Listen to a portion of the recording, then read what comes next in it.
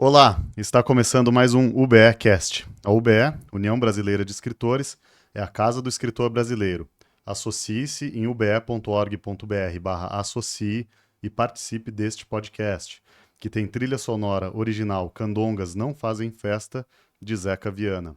Agradecemos também a Eliakim Batista, responsável pelas redes sociais da UBE, e a equipe do Gargamel Studio, onde estamos Rodrigo Costa, André Luiz Albuquerque, Vitor Brandão e Vinícius Souza. Eu sou Felipe Franco Munhoz e hoje converso com Luiz Gustavo Carvalho. Muito obrigado, Luiz, pela presença aqui hoje. Oi, Felipe, é um prazer estar participando dessa conversa na UBEcast. A gente combinou, a gente vai começar com uma leitura de um dos livros da Arzevita. Sim, eu vou ler um breve conto do Andrei Platonov, escritor russo do início do século XX, traduzido pela Maria Vragova. O nome do livro é Yushka e Outras Histórias, e o nome do conto é Afônia. Afônia era um pequeno homem, tinha uns 6 anos de idade, mas ele próprio pensava que já vivia há muito tempo, que vivia desde sempre e que nada existiu sem ele, nem a vovó Marfa, nem a casa em que moravam, nem o sol, nem a grama, nem os pardais e as moscas, e que, sem ele, o vento nunca soprara. Eles também já viviam há muito tempo, a tia, a casa e a velha cerca. Mas o que Afônia sabia é que sem ele não tinham vivido. Teriam ficado entediados, porque Afônia era a coisa mais importante do mundo, e afinal viviam porque ele existia e estava com eles. Ao acordar pela manhã, Afônia examinou o quarto. Todos os objetos estavam em seus lugares e esperavam por ele. Depois olhou ao redor. Estava intacto, como deveria? Tudo estava no lugar. Nada se fora dele. Um banco magrelo e seco cochilava no chão, e o avô estava sentado nele. Ele, pelo visto, voltara de um campo próximo e comia crostas de pão com manteiga. Uma mesa baixa, feita pelo avô nos tempos antigos, se apoiava nas grossas pernas e esboçava um riso com um rosto bondoso de madeira. Uma gaveta onde se encontravam as colheres. O sol brilhava no céu através da janela, e nesta, um mosquitinho se debatia e zumbia para que o deixassem entrar na isbá, para perto de Afônia. Espere por enquanto. Daqui a pouco eu mesmo sairei para o quintal, disse Afônia. Levante-se, Afônia. O vovô Ivan Emilianovitch acordava pela manhã o neto. Olhe o sol, já está alto, e a grama secou do orvalho. Levante-se depressa. Se você dormir muito, olhe lá, vai envelhecer dormindo. Mas Afônia não acordou. A voz do avô só o fez se espreguiçar, e ele adormeceu ainda mais profundamente para não o ouvir. E sonhou com a grama azul, dizendo palavras, e um rio azul marinho, cantando baixinho uma canção, como a que lhe cantava a mãe quando vivia do mundo. Afônia, pequeno Afônia, chamava seu avô Ivan. Levante-se, meu orfanzinho, ou vou ficar entediado aqui sozinho. Mas Afônia de novo não acordou. Ele dormia sobre a palha no porão, onde o avô Ivan guardava os seus últimos trastes. Toda a aldeia onde moravam fora incendiada pelos alemães, só sobraram as cinzas, sobre as quais já crescia a grama. Agora, Afônia tinha 5 anos e em breve completaria 6. No entanto, ele não se lembrava de quando tinha nascido. Achava que vivia há muito tempo, um tempo eterno, e que sempre existira no mundo. O avô continuava olhando para o neto adormecido, para o seu rosto amável e branco, expressando a vida meiga de sua alma, para os seus olhos semiabertos, azuis como o céu do dia. O avô lamentava sobretudo o fato de que o neto, naquele momento, não olhava para ele e não via a luz que iluminava a terra. Afônia, disse baixinho o avô, vamos visitar a mãe e chamá-la. Afônia abriu os olhos e respondeu: Vamos, vovô. Será que ela acordou? Alegrou-se o avô. Mas primeiro vamos comer as batatas. Não precisa, disse Afônia, descontente. Vamos até a mamãe. A mamãe não come nada, e você está sempre com fome. Está bem, não precisa, envergonhou-se o avô Ivan. Você, de pequeno, não está habituado a comer. Os alemães não deixavam, mas eu estou habituado a comer desde criança. O avô Ivan e o neto Afônia foram visitar a mãe de Afônia, que era filha do avô. A mãe de Afônia estava deitada na terra na beira de um bosque.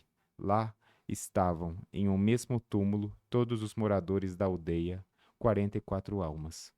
Todo o povo da aldeia Patlietnoia, que vivia em 7 casas, havia sido levado dali para o bosque pelos alemães e lá morto. O avô Ivan não foi executado pelos alemães porque lhe restava pouco tempo de vida, já era muito velho. Mas os alemães o obrigaram a cavar uma grande cova na beira do bosque e enterrar lá todos os mortos. Os alemães também ordenaram que o pequeno Afônia vivesse e não o tocaram. Eles o deixaram no bosque, ao lado de seu avô Ivan, separado de toda a gente e da mãe de Afônia. Afônia via que sua mãe só olhava para ele. Quando todos já estavam caídos e mortos, a mãe de Afônia ainda permaneceu um pouco de pé para ver seu filho por muito mais tempo, pois o amava e queria estar com ele.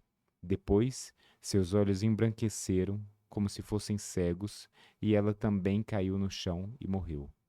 Os alemães disseram então para o avô Ivan que agora todos os partisãos de Patklitnoy logo ficariam órfãos de pai e mãe, e quem tinha filhos deixaria de tê-los.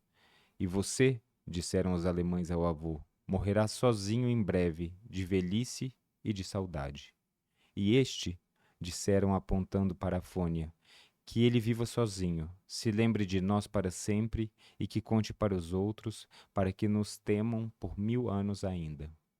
Afônia, não tenha medo deles, disse o avô, e esqueça eles. Afônia lançou um olhar triste para o avô. Por causa deles, a mamãe morreu. Eles a mataram com fogo. Vou me lembrar deles. Lembre-se deles, Afônia, concordou o avô. Eu já estou velho e sou estúpido de coração.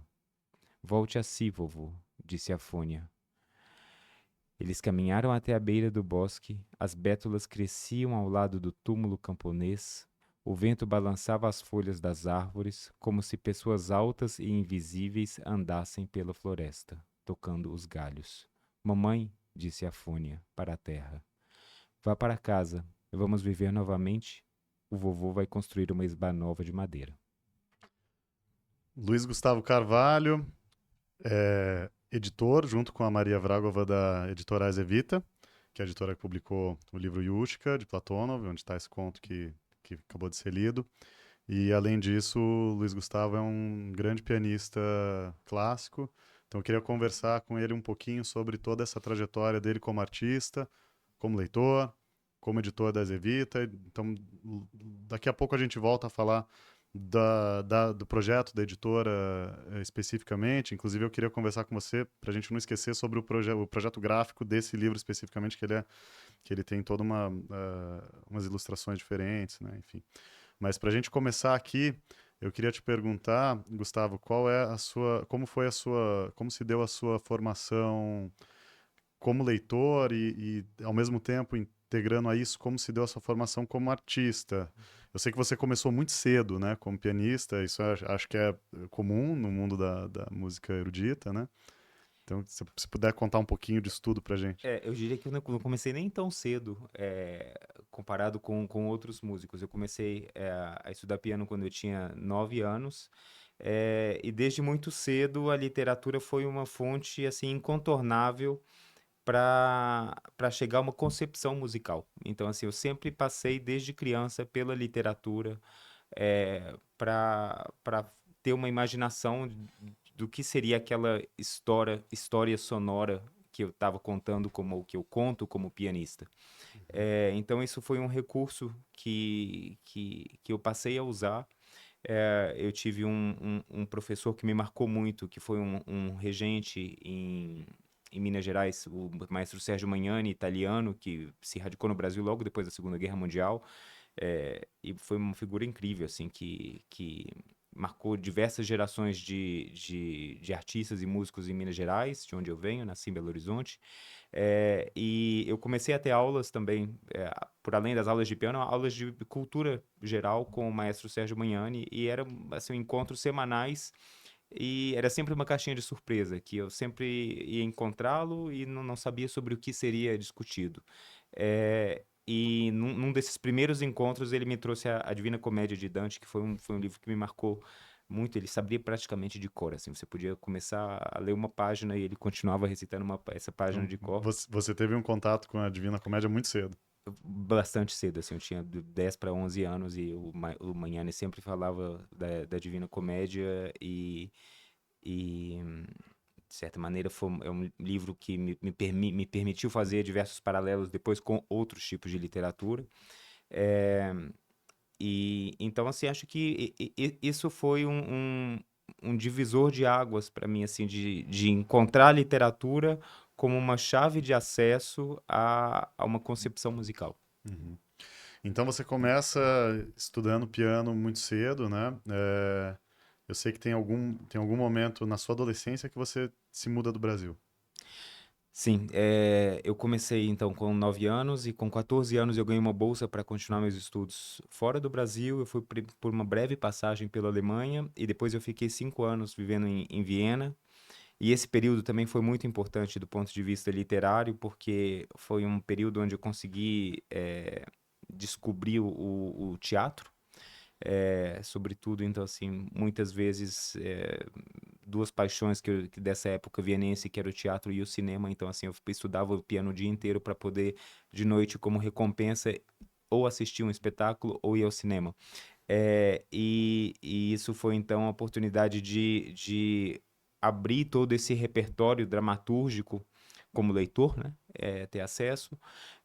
E também, nessa ocasião onde eu estava em Viena, foi o momento onde os países do leste começaram a poder circular livremente pela União Europeia. Então, com isso, foi um momento de chegada de uma literatura muito rica e até então para mim desconhecida, como, por exemplo, o Imre Kertész, que eu tive a oportunidade de assistir algumas aulas em Viena, ou também o Ivo Andrić, que é um escritor da ex-Iugoslávia. Então, assim, é, esse momento é, foi um instante onde eu vi, assim, apesar de tudo que já estava sendo publicado no Brasil, as lacunas ainda existentes. E, assim, e acho que inconscientemente veio, assim, essa necessidade, de alguma maneira, de falar sobre isso no Brasil, que foi muito importante depois para a constituição da editora. Enquanto você teve esse período, adolescência, de formação, em Viena, você tinha alguma proximidade com a cultura brasileira? Sim, sem dúvida. Assim, a cultura brasileira é algo assim que eu nunca deixou Não foi se distanciando. de me acompanhar. E assim, eu lembro quando eu voltava para o Brasil para tocar ou de férias, era assim, era sempre uma mala cheia de livros que me acompanhava de volta. Em qual momento você teve um contato? Você teve uma experiência de muita proximidade com o Nelson Freire, né? Foi nessa época ou foi depois? Ah, eu conheci o Nelson em 95, quando eu tinha 12 anos, ainda morava no Brasil. eh, e aí, até eu sair do Brasil, eu tocava regularmente para ele. Sempre que tinha um programa pronto, eu mostrava esse programa para ele. Muitas vezes ia passar o final de semana no Rio, justamente para poder trabalhar com ele.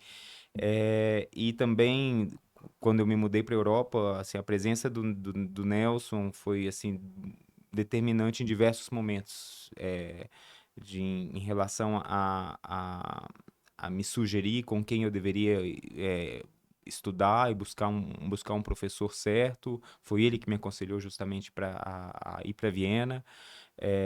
Também em 2005, quando depois de terminar os meus estudos em Viena, eu fui para a França. Coincidentemente, cheguei às vésperas do Ano do Brasil na França, que foi em 2005.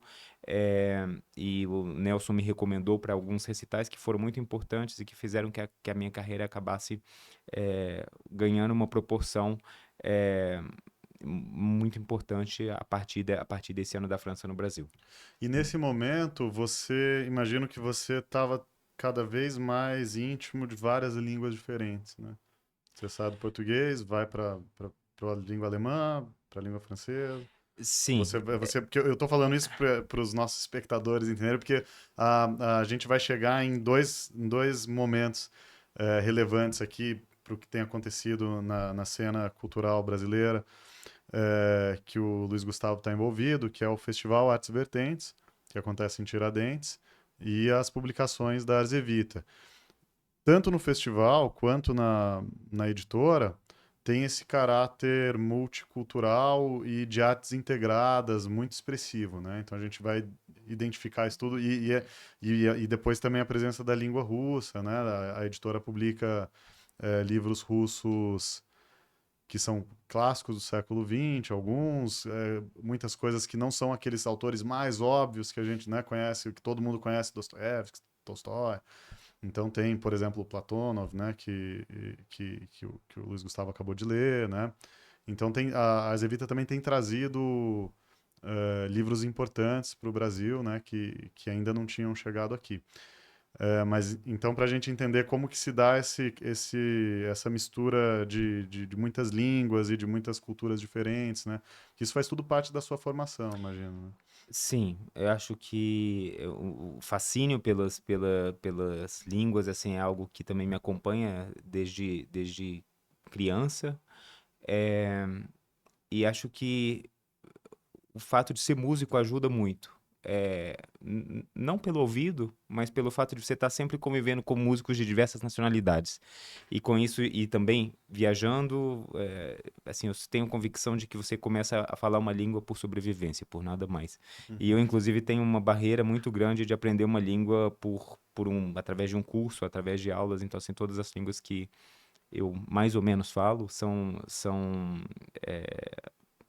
pela experiência do dia a dia. E isso tem sido muito valioso como uma ferramenta dentro da editora para como forma de cotejo em relação em relação às traduções e às línguas Você faz os originais. cotejos das A gente, publicações. te- a gente, a gente trabalha com diversos preparadores, mas assim, acho que é muito enriquecedor como editor também de ter esse acesso se possível, à língua original, né, do texto. Eu acho que isso acaba.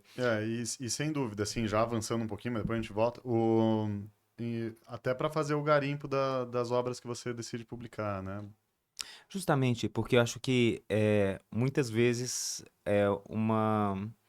uma tradução pode também viabilizar uma obra, né? Então, assim, a gente vê, falando de literatura russa, assim, quão enriquecedor é agora o cenário editorial brasileiro, porque pela primeira vez, isso graças à formação de uma cátedra de russo pelo professor Boris Schneiderman, a gente tem acesso a traduções diretas do russo e não livros que chegam no Brasil através de uma língua intermediária, né? Então, acho que Uhum. isso é muito importante nesse sentido.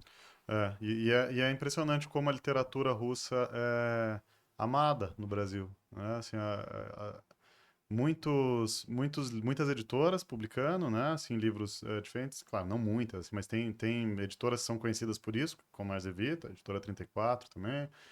Enfim, e a gente vê muito porque justamente tem um mercado interessado nisso também, né?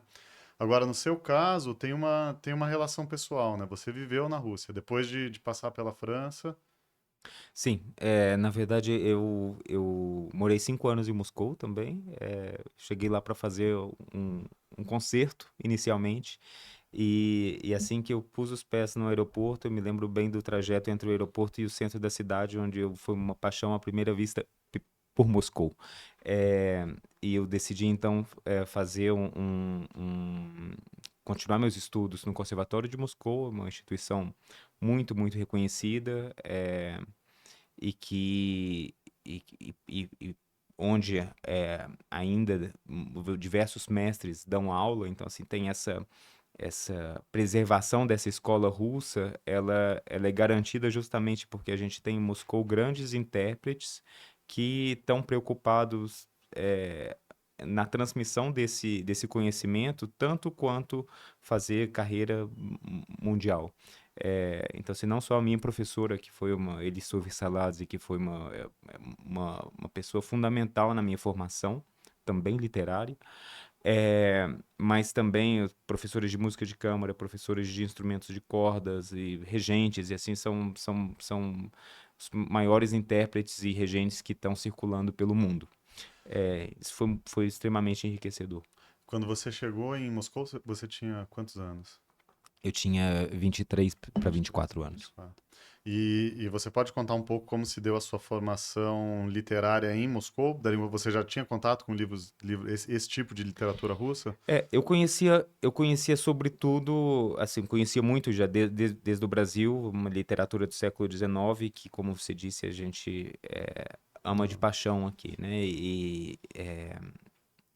Isso, então, se já fazia parte do meu repertório como leitor, mas é, já em Viena, onde eu estudei também com um professor russo, e ele me falou aí já de uma literatura do século XX, de Solzhenitsyn, dos contos de Kalimar, é, m- mas assim, estar em Moscou e ter acesso a, a toda essa efervescência literária que é ininterrupta, na verdade, e sobretudo de ver algo que talvez seria possível de fazer uma alusão com o que nós fazemos aqui com música, onde a gente pega muitas vezes uma parte de uma música e a gente traz para uma conversa e todos nós sabemos o que está codificado ali, né? E os russos têm isso com frases. Então, assim, muitas vezes, assim, num diálogo, num bar, num restaurante, é, se traz uma frase de um romance do Mestre Margarita e todo mundo sabe o que aquilo quer dizer no contexto que está sendo vivenciado. Então, assim, isso me fascinou muito. Eu não encontrei isso nunca mais em nenhum outro povo. Tamanha força da literatura no cotidiano das Justamente. pessoas, né? Você não falava nada de russo quando chegou Não. em Moscou, não? E foi difícil aprender? Como eu te disse, sobrevivência. Sobrevivência. A disciplina de ter estudado música erudita, né? A gente sabe que tem todo um rigor, uma prática, né? É demorado, né? Assim, tem uma disciplina mesmo. Você acha que isso ajuda você no trabalho tanto como editor quanto como produtor cultural? Ahn, eu acho que, assim, a prática, a vida de um pianista, sobretudo, é uma vida extremamente solitária, né? São horas e horas onde você passa sozinho, onde você tem que aprender a amar aquele instrumento, a transformar aquele instrumento num confidente da sua solidão. Sobretudo, a não esperar resultados imediatos, né? Então, assim, muitas vezes você trabalha um repertório que ficará pronto daqui a alguns meses, daqui a alguns anos. É, e eu acho que isso é um fato que eu sempre me recordo quando eu estou iniciando um processo editorial. Porque acho que justamente é um processo também onde é muito importante um rigor para não se pular etapas e justamente para ter esse tempo de amadurecimento que cada livro precisa, seja uma tradução, e a Civita está se concentrando justamente em traduções de obras até então inéditas no Brasil, ou seja, num acompanhamento como editor de um livro que tá sendo criado por um escritor, né? Acho que isso é importante de não apressar esse tempo, que não é um tempo cronológico. E por outro lado, no momento onde a água entra em ebulição, você não deixar esse ponto passar. E você fica então 5 anos em Moscou e depois volta para o Brasil Eu fiquei 5 anos em Moscou e também, obviamente, viajando muito, né? para se Desde apresentar. para me apresentar. E Em Moscou, então, onde eu encontrei a Maria Vragova, que trabalhava lá numa fundação que salvaguarda o patrimônio dos vanguardistas russos, eh, e fazia um trabalho de produção e de acompanhamento curatorial muito ligado às artes visuais, que é também um grande interesse meu, e eu venho desenvolvendo um trabalho também como curador de artes visuais. E a gente decide, então, ter, vir para o Brasil, inicialmente para um período muito curto, que se estende já por 15 anos. Uhum. É, E coincide com a criação do Festival Artes Vertentes, e né? coincide justamente com a criação do Festival Artes Vertentes, mas antes eu estava começando a me envolver com outro festival, que é um festival criado na Alemanha, em Berlim, é o Zeitkunstfestival, que é um festival de música e literatura contemporânea. Isso foi também, assim, muito importante, assim, para mim como editor. Antes de você contar do Festival da Alemanha, só para a gente contextualizar para os nossos espectadores ouvintes, a Maria Vragova, ela já era tradutora do português, porque ela é tradutora do português para o russo, do russo para o português. Ela faz as duas. E hoje ela é tradutora, você pode contar melhor, né? Claro, ela é tradutora do Mia Couto, na Rússia, da Maria Valéria Rezende, na Rússia. Então, se puder dar uma contextualizada também e ela trabalha intensamente tanto no Festival Artes Vertentes quanto na Editora Azevita. A gente queria muito que ela estivesse aqui hoje, é uma tristeza, mas ela não pôde estar presente. Sim, a Maria Vragova, que é co-editora comigo na Civita e também cofundadora do Festival Artes Vertentes. Ela é formada em Língua e Literatura Portuguesa pela Universidade Estatal de São Petersburgo, que é uma das universidades mais importantes da Rússia, e faz um trabalho de tradução literária do russo para o português e também do português para o russo, que eu acho que é algo muito raro de se ver essa via de mão dupla, né? E tem justamente sido responsável pela chegada de alguns nomes da literatura brasileira até então desconhecidos na Rússia. Ela acabou de traduzir e foi publicado o Voo da Guará Vermelha, da Maria Valéria Rezende. Traduziu Terra Sonâmbula do Mia Couto e está agora trabalhando numa tradução do Ausente, romance do Edmilson de Almeida Pereira. Incrível. Antes da gente passar para o assunto do festival, só para não perder esse gancho aqui, você tem acompanhado, tem notícia, sabe como se dá a recepção hoje da literatura brasileira na Rússia? Tem editoras publicando autores brasileiros, além desses que você mencionou? Tem interesse? O que eu sinto é que existe um grande fascínio pelo Brasil, de maneira geral, e também pela literatura brasileira. Mas, um pouco como no Brasil, existe uma zona de conforto que aqui eu acho que é o século XIX, e no Brasil, e na Rússia seria talvez alguns nomes que tiveram uma ligação com a Rússia devido ao Jorge seu Amado, por passado exemplo? como União Soviética, como Jorge Amado, é, que, é, que que fazem com que uma literatura contemporânea ainda seja muito desconhecida no país. Uhum. E mesmo que exista diversos pontos paralelos, né? Por exemplo, a gente tem excelentes cronistas brasileiros, como também na Rússia é um gênero bastante forte, mas assim, praticamente desconhecido. Então, acho que tem muita coisa para ser feita. Existe apoio de edital, esse tipo de coisa? Porque, por exemplo, eu sei que para publicação de literatura russa no Brasil, existe, né? Uhum. Tem uma fundação que apoia especificamente traduções, não sei se é pelo mundo, a Zevita já Sim, existe um instituto chamado Instituto de Tradução, Instituto de Tradução. que apoia de uma maneira muito consistente, não só Uhum. apoia, mas acompanha realmente o processo editorial de livros russos em âmbito mundial.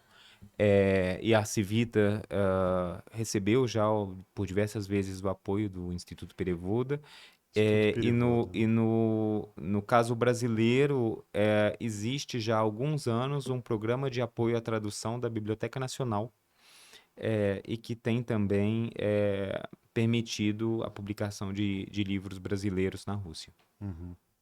Mas eu acho que não é tão consistente, né? Eu conheço o programa da Biblioteca Nacional, não é tão amplo, né, quanto o russo, né? E não, enfim, né? É, é só um detalhe, porque eu É, acho que isso ajuda a disseminação, e sem né, dúvida. da... Eu acho que, assim, eu tenho certeza de que esse apoio de órgãos públicos, ele é vital justamente para que editoras em outros países percam o medo de dar esse passo de conhecer a literatura consigam, muitas brasileira, que vezes é... consigam financiar a Sim, tradução, né? sim. Porque muitas vezes para nisso, né? Assim,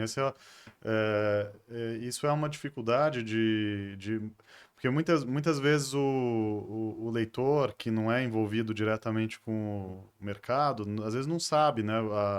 Todas as dificuldades que tem por trás às vezes não consegue nem diferenciar, assim, qual editora que tem um perfil, qual editora que tem outro. Então, às vezes é uma zona um pouco nebulosa para o leitor, né? Assim, que às vezes pega um livro e não presta atenção se esse livro foi editado por determinada editora, traduzido por determinada pessoa, enfim, né? Esse tipo de característica que quem é envolvido com o mercado, com o mundo do livro, está sempre prestando atenção, né? E o que acontece muitas vezes em relação à literatura brasileira fora do Brasil é que são editoras independentes que têm interesse em publicar autores contemporâneos, justamente porque os mercados maiores há tendências que são mais comerciais ou não, então os espaços que normalmente não são muitos, né, são pequenos, acabam ocupados por esse tipo por exemplo, o Jorge Amado na Rússia funciona para aquele público. Então, é, a mesma editora que publica o Jorge Amado, às vezes talvez não tenha espaço, interesse, não queira apostar, não queira gastar dinheiro com uma tradução de um autor brasileiro contemporâneo, mas às vezes se tem um tipo de apoio dessa maneira, ajuda, né? Ajuda uma editora que não tem todo o aparato de uma grande empresa, né, que pode investir, que pode tal, a fazer a coisa acontecer, né?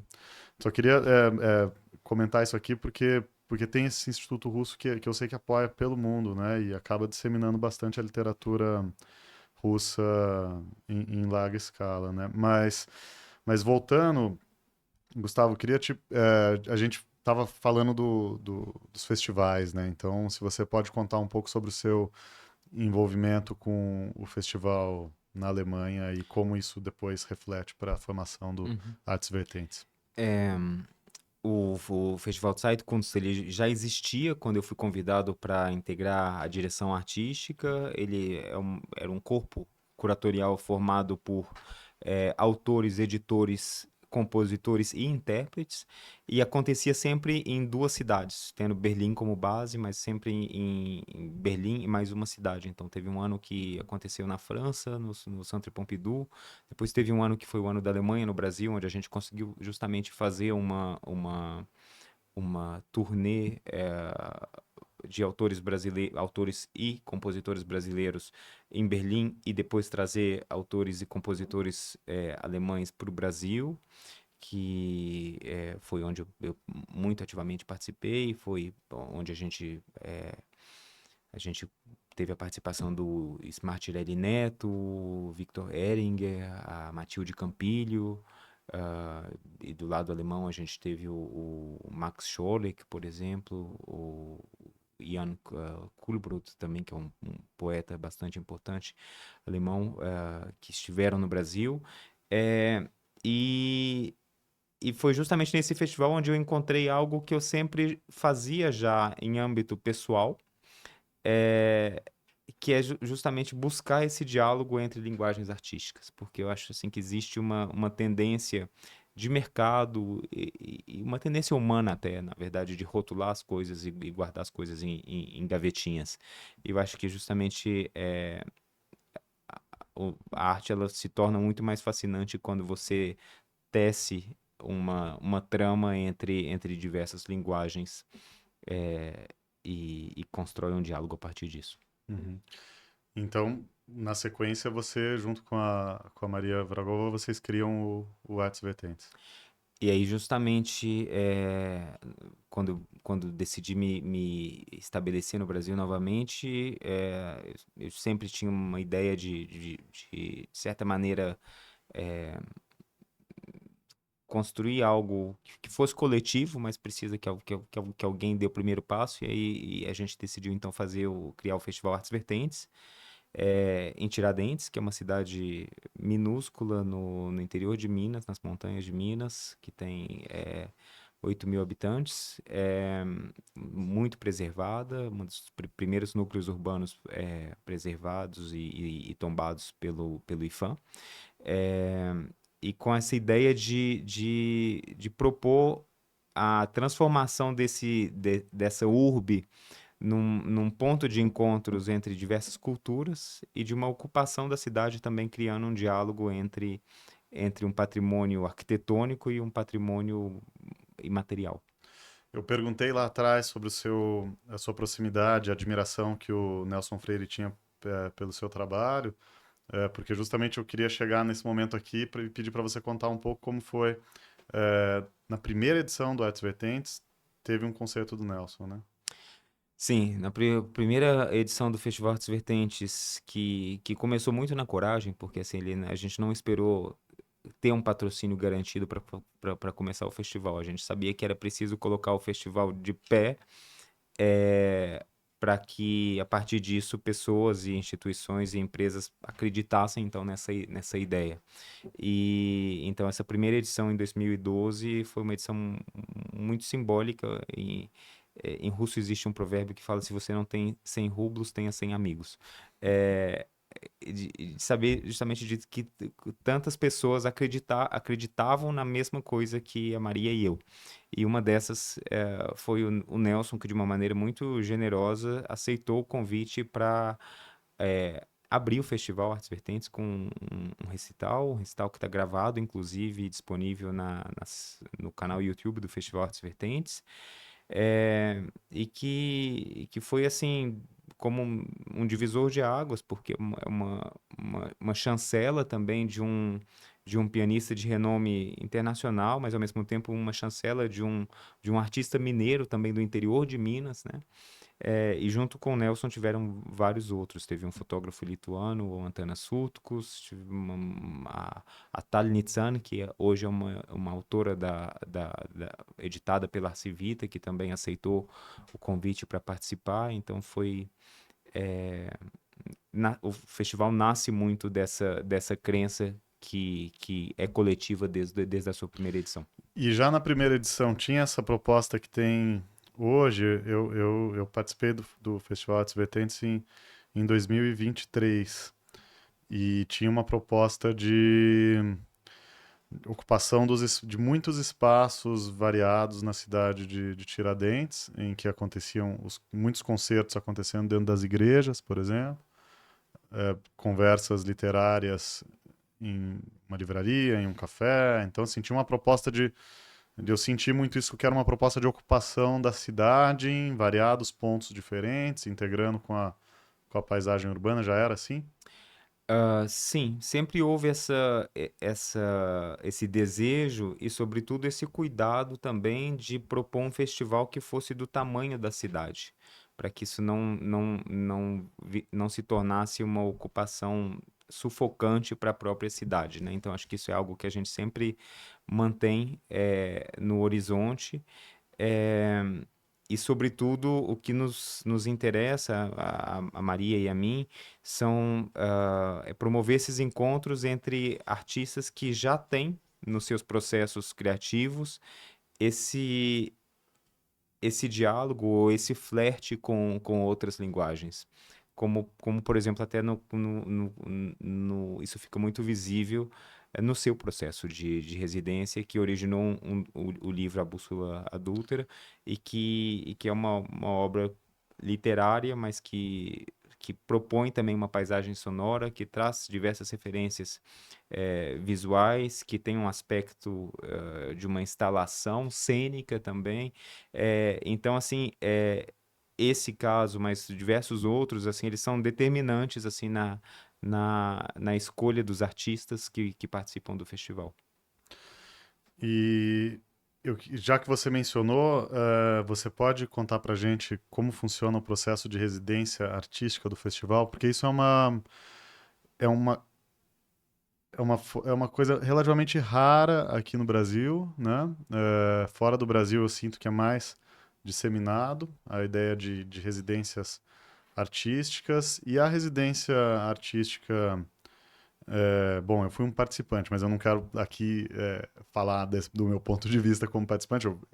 Inclusive, quando eu dei entrevista aqui, quando eu estava do outro lado da Uhum. mesa, se eu não me engano, eu falei bastante do meu ponto de vista, né? Mas tem é uma proposta de uma residência, inclusive, diferente das outras residências, porque como ela está vinculada a um festival, a gente participa, né? Vai muitas vezes a público além de ter um tempo e espaço para criar e também para pensar coisas anteriormente para que sejam levadas ao festival, né?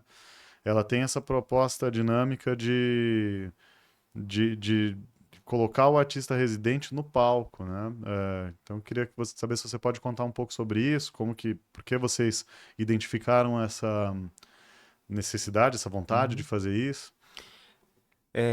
Eu concordo com você, acho que existe no Brasil uma lacuna muito grande em relação a programas de residência para todas as formas de expressão artística, e eu acho que isso é de uma importância fundamental na vida de um artista.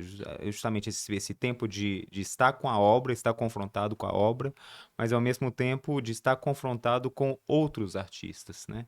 É, assim, eu participo muito de residências, também, sobretudo, fora do Brasil.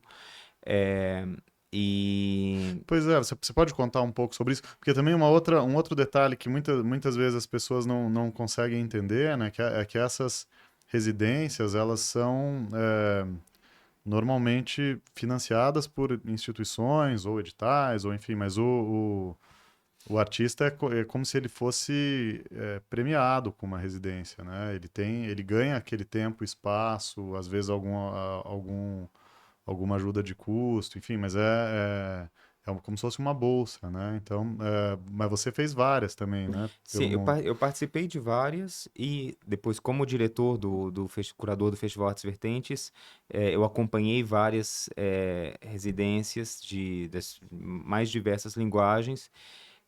Eu acho que muito mais do que um prêmio, eu diria que é uma aposta. É uma Uhum. aposta em um universo artístico, uma aposta num projeto. E eu acho que talvez esse seja o ponto pelo qual existem tão poucas eh, residências no Brasil, porque a gente vive uma lógica de como artista ter sempre que entregar um produto pronto. E muitas vezes uma É, validação de uma coisa já já consagrada. consagrada. E a residência é justamente essa aposta que pode ser um fracasso no final, a gente Uhum. nunca sabe. É, isso ainda nunca aconteceu no Festival Artes Uhum. Vertentes, mas, sobretudo, existe, então, falando agora especificamente das residências do festival, existe esse desejo justamente de não deixar o artista ou o escritor residente numa zona de conforto. É, e então, justamente, essa proposta de que um escritor faça uma colaboração com compositores ou faça uma colaboração com pessoas do universo da performance, para que esse tempo de residência seja um tempo de experimentação. E aí, muitas vezes, existe o tempo pós-festival, que é também tão importante quanto o tempo em festival, que é esse tempo de decantação de todas essas experiências vividas ali, né? E vividas não só com os outros artistas, mas dessas convivências com o território tiradentino, né?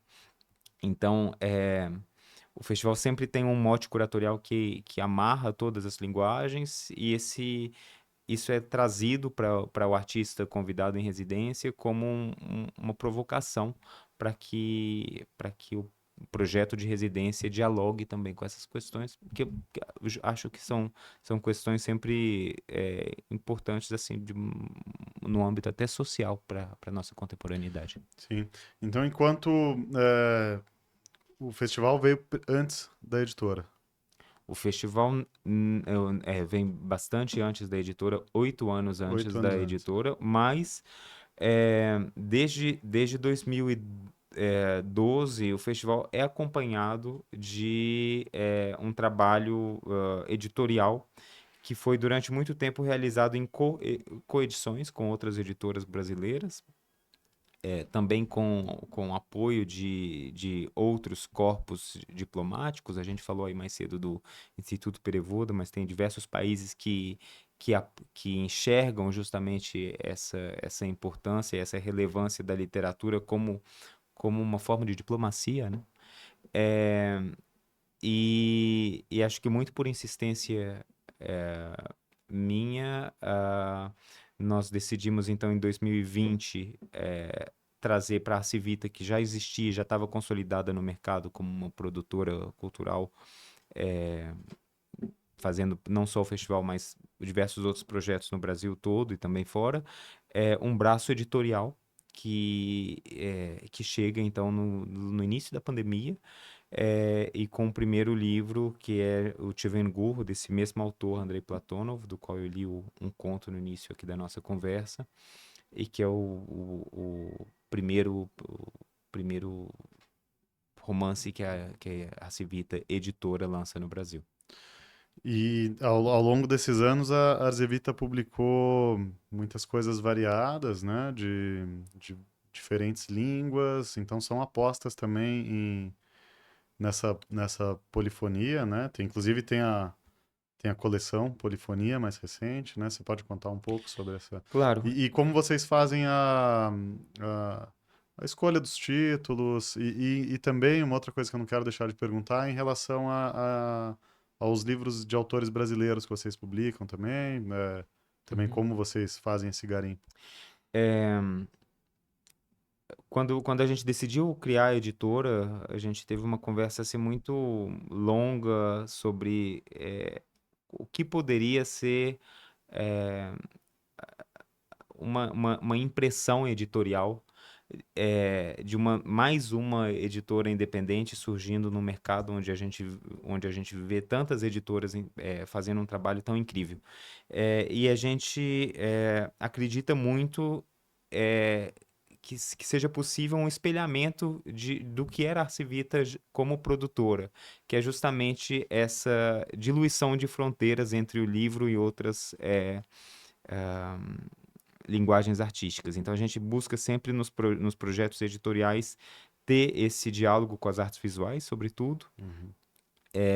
e com um convite para que diversos artistas brasileiros e estrangeiros participem também com textos que são trazidos, na verdade, como uma inspiração para a criação de um corpo gráfico e visual. É, e isso eu acho que é algo que não tem sido feito, ou poderia ser feito ainda de uma maneira mais intensa no mercado editorial, e a gente queria trazer essa aposta. Então, Você vê crescer no mundo artístico uma tendência em relação às artes integradas? eu acho que sem dúvida. Eu acho que eu vejo isso no Brasil e vejo isso também fora do Brasil. eh, e acho que, sobretudo, é essencial isso para que a gente dê conta desse cotidiano e dessa realidade que é cada vez mais compactada em telas, em frações de segundos. E trazer essa diversidade, essa pluralidade, eu acho que ela é uma forma de salvar vidas. Você já sentiu algum impacto da inteligência artificial no seu mundo profissional? Bom, eu acho que como pianista e como intérprete, né? Acho que nós vamos ser um dos últimos dinossauros aí nesse universo da inteligência artificial, porque essa experiência de estar compactuando de algo sendo feito ao vivo é, é algo intrinsecamente ligado ao humano. Então acho que isso permanecerá.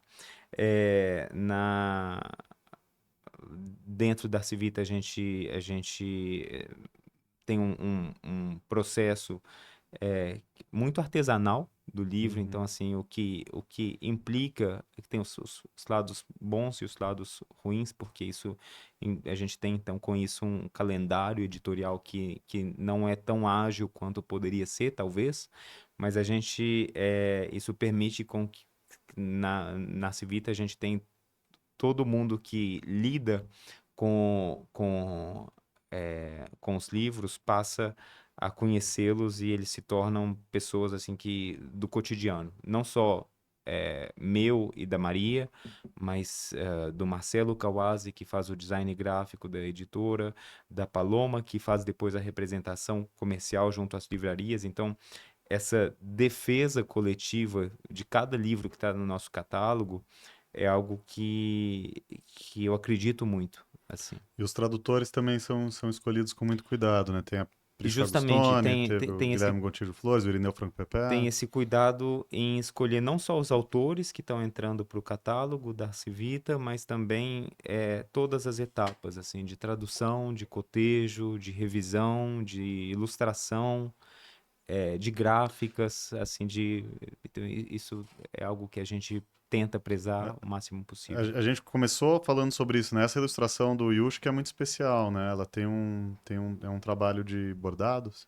É um trabalho de bordado feito por um artista capixaba fascinante, que é o Rick Rodrigues. E justamente esses contos do Platonov, como os, eh,